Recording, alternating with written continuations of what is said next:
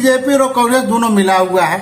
ये दोनों पार्टियां नहीं चाहती कि देश में जाति जनगणना हो, और ये जाति जनगणना जब हो जाएगा तो इनका भंडा फूट जाएगा।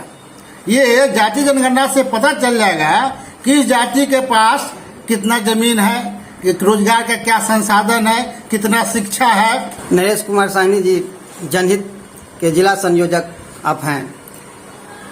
ये जातिगत आधारित जनगणना के बारे में आपका क्या कहना है? देश में 2010 से जनहित अभियान के द्वारा देश में जाति जनगणना कराने का अभियान छेड़े हुए हैं, और जनहित अभियान के ही प्रयास के वजह से 2010 में संसद में सर्वसम्मति से बिल पास हुआ था कि 2011 में जाति जनगणना होगा। लेकिन जो मनुवादी लोग हैं वो नहीं चाहते हैं इस देश में जाति जनगणना हो। वो अनेक तरह के बाधा हमेशा पैदा करते रहते हैं, और 2011 में जो निर्णय हो चुका था उसका जनगणना नहीं करके अलग से 2013 में करने का कांग्रेस सरकार ने उठाया। बाद 13 में जो जनगणना किया, आधा अधूरा जनगणना किया, उसमें भी जाति जनगणना नहीं किया। नाम पड़ा सामाजिक आर्थिक जाति आधारित जनगणना, लेकिन वो भी नहीं हुआ। जो हुआ उसका प्रकाशन नहीं हुआ। उसके बाद 2021 में जाति जनगणना होना था, जो हो जाना चाहिए था मगर हुआ नहीं। तो इस जाति जो जनगणना हर 10 साल पर होता है, तो 1931 में अंतिम बार जाति आधारित जनगणना हुआ था, और वो पुराना ही आंकड़ा पर जो है कि सारा बजट बनता है, और जिसमें ओबीसी का जो जाति जनगणना का आंकड़ा, किसी भी जाति का आंकड़ा अभी करंट में नहीं है। आरक्षण का जब सुप्रीम कोर्ट में मामला जाता है कि संख्या के अनुपात में आरक्षण दिया जाए, तो सुप्रीम कोर्ट कहता है कि जातीय आंकड़ा दिया जाए, और सरकार को भी निर्देश सुप्रीम कोर्ट से है कि आप जाति का जनगणना कराइए। तो हाई सुप्रीम कोर्ट का भी आदेश है, और जो इस देश के बहुत सारे संगठन और राजनीतिक दल भी संसद में सर्वसम्मति से बिल पास भी हो चुका है कि जाति जनगणना होना चाहिए। आखिर क्या बात है कि लोग जाति जनगणना नहीं कराना चाहते हैं?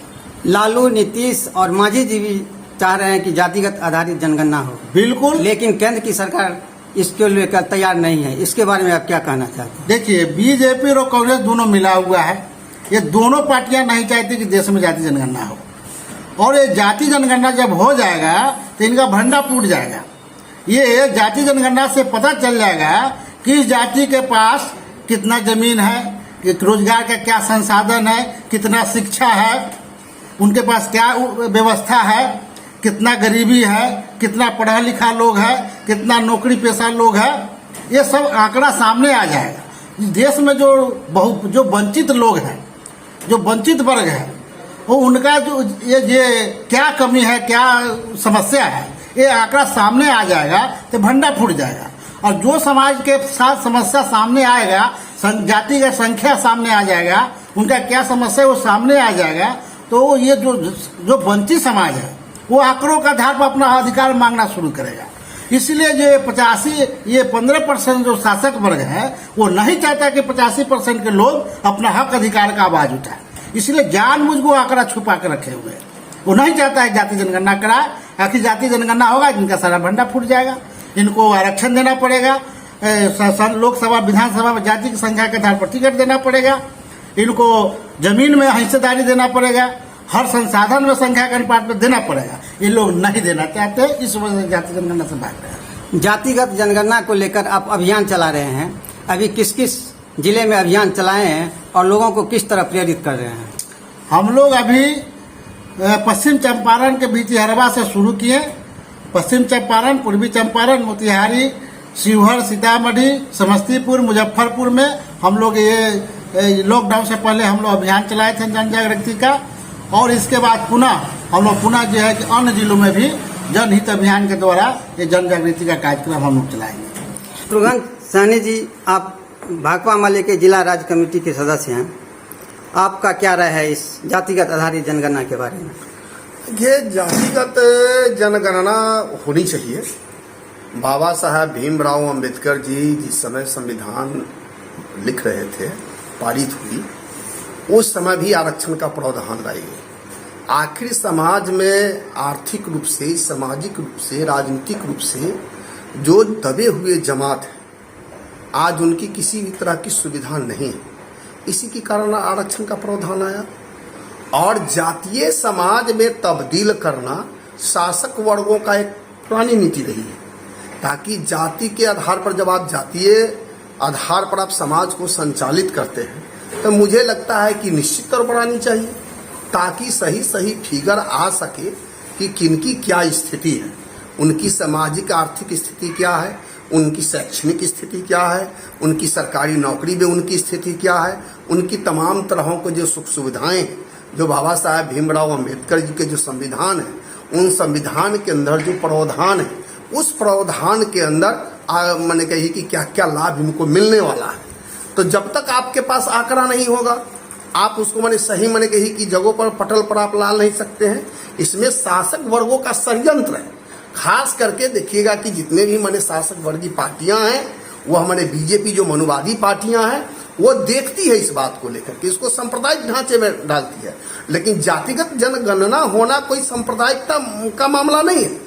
मामला है कि हमारे देश के अंदर, हमारे समाज के अंदर क्या क्या मैंने क्या कहते हैं, किन किन मैंने बिरादरी के लोग हैं, किन किन जाति के लोग हैं, उनकी क्या स्थिति है, उनके राजनीतिक रूप से क्या हैसियत है, उनकी शैक्षणिक रूप से क्या हैसियत है, उनकी आर्थिक रूप से क्या हैसियत है, उनकी नौकरी में क्या मैंने क्या कहते हैं कि पोजीशन है। इन तमाम चीजों को सामने आ जाएगा। राहुल जी, आप एक विद्यार्थी हैं, विद्यार्थी के नाते जातिगत आधारित जनगणना होनी चाहिए या नहीं? बिल्कुल होनी चाहिए। क्यों होनी चाहिए? किसी भी भारत में 85% जो आबादी है वो गरीब बुढ़बों की आबादी है, जिसका कोई लेखा जोखा सरकार के पास नहीं है कि ये आबादी उसको हर सुख सुविधा प्राप्त हो रहा है या नहीं। तो सुख सुविधा तब प्राप्त होगी जब उसकी आर्थिक स्थिति पता रहेगा, तब उसको शिक्षा मिल रहा है कि नहीं मिल रहा है, कितना लोग गरीब है, क्या है। इस सब के लिए जातिगत जनगणना होना जरूरी है, क्योंकि जब तक जातिगत जनगणना नहीं हुआ, किसी को पता ही नहीं चलेगा किस व्यक्ति को क्या चीज की जरूरत है। शिक्षा की जरूरत है। आज लॉकडाउन है, लॉकडाउन में कितने % बच्चे मोबाइल से, लैपटॉप हो चाहे, ये हर आदमी के पास नहीं है, उसके पास वो सुविधा है ही नहीं कि जिसका ऑनलाइन पढ़ाई कर सके। तो इससे सभी गरीब बुढ़बों का ही नुकसान है। इसलिए जातिगत जनगणना जब तक नहीं होगा तब तक पता नहीं चलेगा कि देश में क्या हो रहा है, क्या होगा आगे चलकर, कोई भविष्य नजर नहीं आता। नीतीश जी, आप जनहित से जुड़े हुए हैं, आप क्या राय है जातिगत आधारित जनगणना के बारे में? देखिए, जनहित अभियान द्वारा जो जातिगत जनगणना को लेकर, जो कास्ट सेंसस को लेकर जो अभियान चलाया जा रहा है, देखिए इस देश में 1931 के बाद आज तक कोई मैंने जाति जनगणना हो रही नहीं। और इसमें जो मुख्य कारण जो बीजेपी जो वर्तमान गवर्नमेंट के सरकार है वो, या इसके पूर्व के, ये एक साजिश के तहत जातिगत जनगणना होने देना नहीं चाहते। लेकिन जनहित अभियान द्वारा ये 14 जनवरी से पूर्वी चंपारण के से जो नॉर्थ बिहार के लिए जो जन जागरण अभियान चलाया गया था, नॉर्थ बिहार के तमाम जिलों में, मोतिहारी, सीतामढ़ी, शिवहर और समस्तीपुर तक, फिर सेकेंड फेज के तैयारी की गई थी, लेकिन एक लॉकडाउन के चलते नहीं हो पाया। लेकिन पुनः फिर इसको लोगों के बीच पहुंचाने के लिए पुनः एक गठन किया जाएगा और लोगों में जन जागरण लाया जाएगा कि ये क्यों जरूरी है। और खास तौर पर जब तक बहुजनों की विकास के लिए ये एकदम इम्पोर्टेंट है। जब तक जाति जनगणना नहीं होगा तब तक ओबीसी पिछड़ों का विकास असंभव है। जैसा कि मेरा नाम दीपू थापा हुआ, आज यहाँ जातिगत जनगणना के बारे में कुछ सवाल हुई थी। मैं उससे सहमत हूँ जो हमारे शत्रुघ्न सैनी भाई भी बोले और सभी लोग मित्र बोले, अभी को होना भी चाहिए। चलिए इसी विषय में एक छोटा सा, मैं कलाकार हूँ, सिंगर हूँ, बस 2 शब्द मैं आपके बीच एक गीत रख रहा हूँ। थैंक यू, शुक्रिया। जाने वालों जरा मुड़ के देखो मुझे, एक इंसान हूँ मैं तुम्हारी तरह, जिसने सबको रचा अपने ही रूप से, उसकी पहचान हूँ मैं तुम्हारी तरह जान वालों जरा